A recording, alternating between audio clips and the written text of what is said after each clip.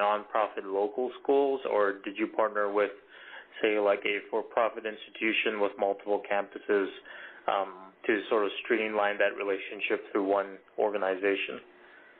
Yeah, we mostly partnered with, I'll say nonprofit schools. So, well, I don't know if they're nonprofit. Well, it was usually the junior college system. So whatever county's junior college is who we would partner with. So they typically were a nonprofit organization. And is there any reason why you partnered specifically with the junior college system? You know, I'm thinking in matter of scale, would it have been easier to partner with a for-profit institution that has the regional or national reach? You know, well, for what we needed, we just didn't want to mess. We didn't want to mess with the for-profit people. Mm-hmm. We had more leverage. You have more leverage with, and there's more you can do to help the nonprofits. Also, the nonprofits can get access to state money as a matching. If they have all sorts of ways to, you know, if you give them 10,000, the state will match 5,000, and that so then the gift looks like 15,000. So the nonprofit schools are pretty in tune with where other sources of money can be used to help match or enhance what you're giving. Mm-hmm. And for what we were looking for, that made more sense than going to, you know, one of the for-profit schools that are out there. Got it. Okay. Yeah, I think that's pretty much most of the questions I had, Glenn. I guess, you know, pertaining to our discussion, is there anything else, any other wisdom you wanted to impart? You know, I would just, you know, make sure you have a clear plan of what you're trying to get out of the relationship, and understand, you know, there'll be times when it feels like you're putting more in than you're getting out, because you're kind of betting on kind of the law of numbers that, you know, by having your name out there and by investing money, that the better people will come work for you. And it actually does work that way.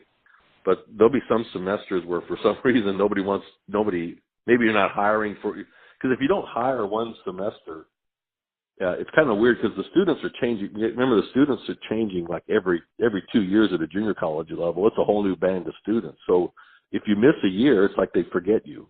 And even though you've been there on and on and on, if you miss a year, it's like they forget who you are real quick. Mm-hmm. So it takes that ongoing commitment to keep your name out there. Unless, you know, and us being an engineering company, we didn't have the same name recognition as an ExxonMobil or, you know, some of the big branded entities out there. And so we had to work hard to keep our name in front of the kids, so that they'd understand, we're the guys that build the refinery for ExxonMobil, kind of thing.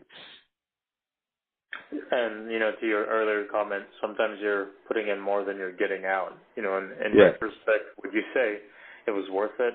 It was worth the investment? I would say at every level it was. I think the only level we knew we weren't getting anything out of was the high school level, because we don't hire high school graduates. But at the university level, it definitely got us access to the engineering students we needed. And at the trade school level, definitely it produced. I think the only conflict we ran into, and luckily we had support from up to our CEO, was we knew we were producing employees that would go work for our competitors, because we were making an investment that our competitors weren't making. So the fact that we were investing with that junior college in Baytown to produce this level of welders, and none of our competitors were, we knew that some of those guys and gals would go work for one of our competitors. But it was sort of like by increasing the pool of available talent, we believe we got the better of the graduates. Yeah. Because we knew who they were coming out, so we made them offers quickly. Yeah. Got it. Did you have? So I think it paid off. Yeah. I'm sorry. What? Did you have first pass at the graduates, just because of the relationship you had? Yeah, just because of the relationship and because we were there. You know, our welding. You know, because on the welding side, it would be our welding instructors doing the testing, and so they would just tell them, "Hey, yeah, here's an application. We'll hire you." Yeah. So yeah. And most of the kids at that level, they're trying to get a job. You know, they have either a young family, trying to get money.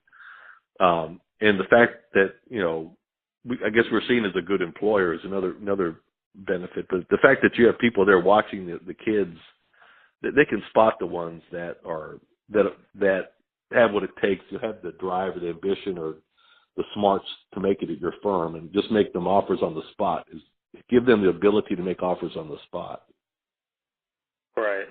And from your much earlier point, it almost sounds like there wasn't that much of a financial investment or monetary donation that had to be made. For the most part, it was either equipment donation, branding, donating resources and expertise.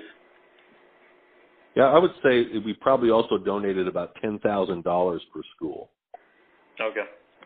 At the university level, the donations were about $30,000. Got it. Okay. Yeah, that makes sense. So you need to, I'll be honest, you need to come with some money to open the door. That's kind of how the game works. Mm-hmm. But you got to make sure that you get something back for the money you're willing to give them. Yeah. Interesting. Yeah, that's great, Glenn. This is all fantastic. Thank you very much for taking the time to talk with us.